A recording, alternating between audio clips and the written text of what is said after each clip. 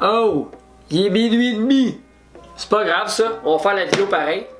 Salut tout le monde, ici Charles Raymond de Raymond vs Bass. J'espère que vous allez très bien aujourd'hui. Comme vous avez sûrement remarqué, j'ai un gros seau rouge sur ma table et dedans ce seau, il est rempli de belles petites choses que je vais vous expliquer et montrer pendant la vidéo. C'est tout le stock de pêche à la glace que je m'ai procuré pour en faire une belle saison. J'ai des cannes, j'ai des leurres, j'ai des coffres. Je vais tout vous montrer ça. Puis on va débuter à l'instant.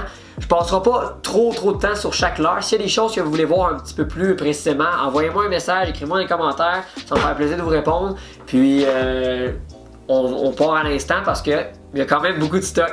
Premièrement, on vide le seau. Ça, c'est une bonne étape.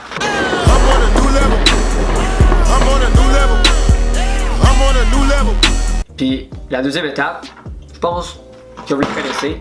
Je vais tout vous expliquer qu'est-ce qu'il y a dans le seau. On va commencer, mais avant que je débute, j'aimerais juste dire que tout le stock que j'ai sur la table, c'est pour faire plusieurs espèces. Doré, brochet, achigan, truite, perche chaude, marigane. Il y en a encore plusieurs autres espèces, mais qu'est-ce qui est le fun de la pêche à glace, c'est que lors de la tombée de notre leurre dans l'eau, on ne sait pas qu'est-ce qui va arriver, quel poisson va venir mordre la plupart du temps. Donc c'est pour ça que j'ai plein de stocks avec des poids différents, des couleurs différentes, des grosseurs différentes. C'est ça qui est le fun. Donc je vous présente ça dès maintenant. On va commencer avec ma tuque parce que une tuque, j'ai peur tout le temps, mais pas le choix l'hiver parce qu'il fait tellement froid que une tuque, c'est primordial quand on pêche sur la glace et surtout moi, je gèle à rien. Donc ça, c'est très important. J'ai du fluorocarbone, 3 livres et 5 livres pour faire mes bas de ligne sur mon fil tressé. Et puis, je peux même l'utiliser pour faire une bobine complète sur un moulinet. Mais dans mon cas, je pense en fait pour mes bas de ligne. Mais on va peut-être essayer une bobine de fluorocarbone. Puis j'ai pris 2 paquets parce que 1 c'est bien, mais 2 c'est mieux. Après j'ai mes Johnny Darter, les petites jigs plombées, qui est super bon au doré, au brochet. On va essayer de faire de l'achigan. On va voir qu'est-ce qu'il va avoir à notre portée. J'ai des poids différents. J'ai 3 16e d'once, j'ai 7 16e d'once, des couleurs différentes. Vous allez les voir dans mes vidéos, donc je vous en dis pas plus. Mais j'ai commandé ces leurres-là, donc au moins vous savez que ça va être des leurres que je vais utiliser.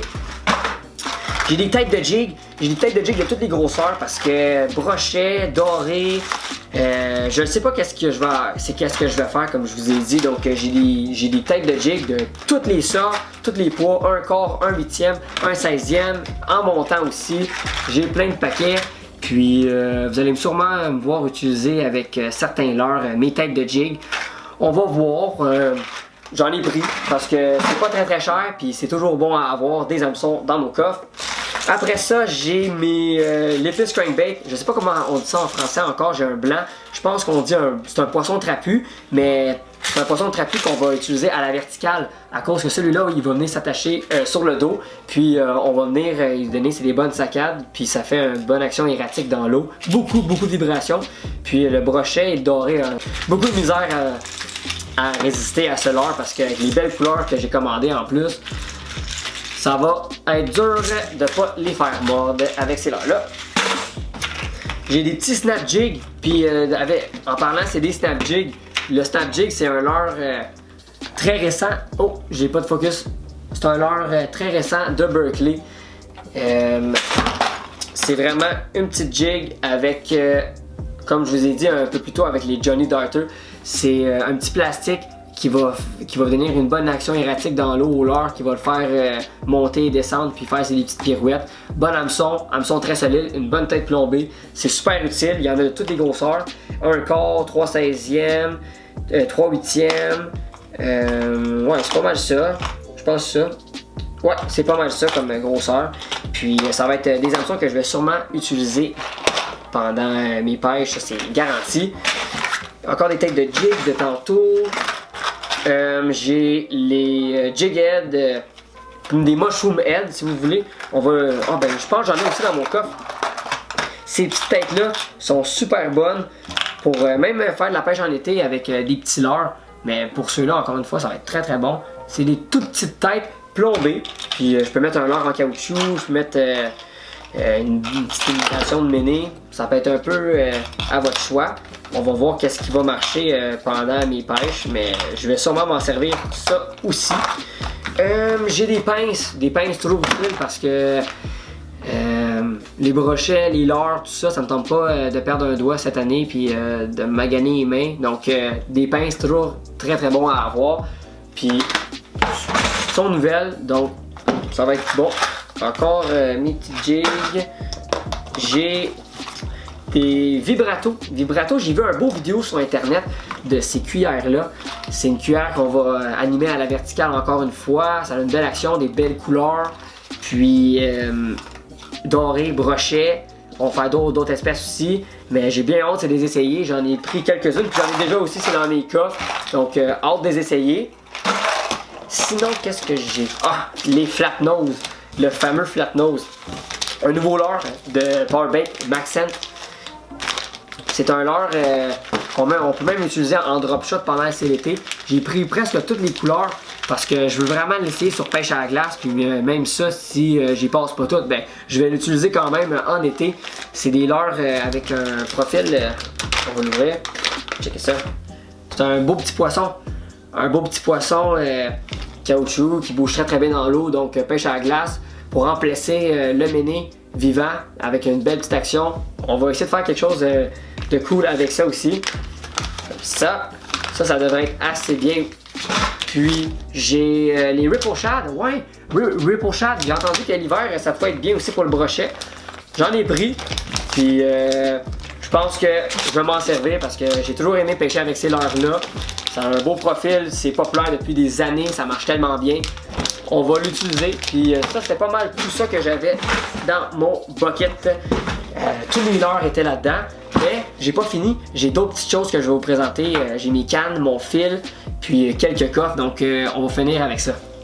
On va passer au coffre. Je m'ai commandé un beau coffre parce que j'avais un coffre rouge avant. Vous l'avez peut-être sûrement vu dans mes vidéos. Puis là, je voulais avoir un beau coffre pour la pêche à la glace.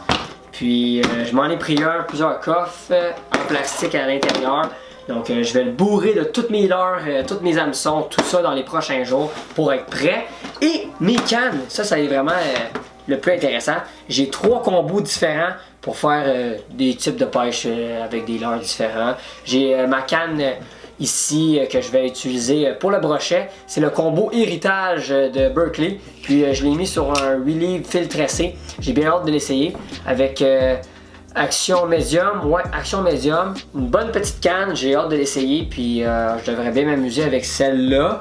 Sinon, j'ai mon combo Abu Garcia avec le moulinet Ice Max, si je me trompe pas. Ouais, Ice Max. C'est un combo super fluide, super sensible. C'est ma canne ultra light, donc canne super sensible, très légère. Puis ça va me permettre de détecter les petites touches des perches chaudes et de tous les poissons en tant que tels. Mais ça, je vais m'en servir un petit peu plus pour faire marigane, perche chaude, poisson de plus petite taille, disons. Et je l'ai mis sur un monofilament parce que j'ai entendu que le monofilament c'est un fil apprécié de les pêcheurs sur glace. Donc je l'ai mis avec un bas diamètre dessus. Je devrais bien m'amuser. Et mon dernier combo avec Action Light, c'est ma canne à tout faire. Je l'ai mis sur un fil Fireline aux 10 pieds. Il va changer de couleur. C'est un fil, si vous pouvez voir, je vais le rapprocher de la caméra. Ça, c'est vraiment intéressant, dépendamment si je pêche dans l'eau un petit peu plus profonde. Ça va m'aider.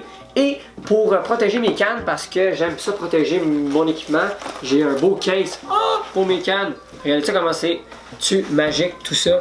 Donc je vais mettre mes cannes à l'intérieur quand je vais me balader sur la glace. Et bien sûr, sans oublier une louche pour enlever l'excédent de glace qui traîne dans votre trou. Ça, c'est comme un outil très utile.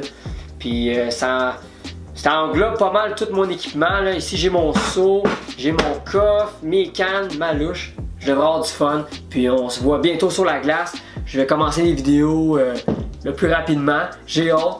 Et en souhaitant qu'on va prendre du poisson puis on va faire des belles images. Donc, n'hésitez pas à vous abonner. Merci beaucoup tout le monde. Puis on se voit bientôt sur un autre épisode de Raymond vs Bass. À la prochaine.